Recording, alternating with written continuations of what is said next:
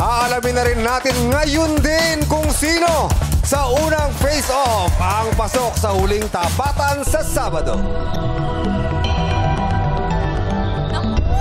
Ang papalari ngayong araw, ang pangalan ay nagsisimula sa letter A.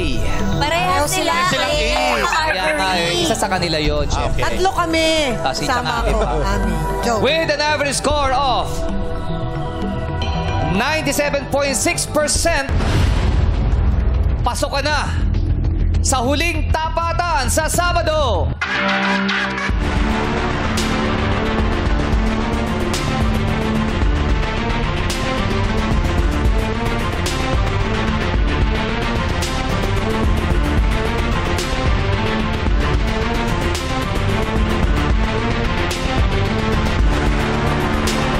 Arveri Laguri ng Red School of Lamitan. Congratulations!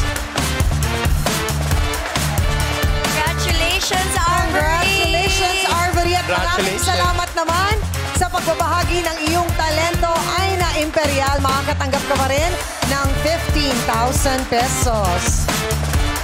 Meron ka bang gustong pasalamatan? Unang-una po sa lahat, gusto ko magpasalamat sa Panginoon. Lord, the best ka. Actually, humingi po ako ng po sa Kanya, yung prayer ko kahit anong araw. Basta nandito lang sila, Mama.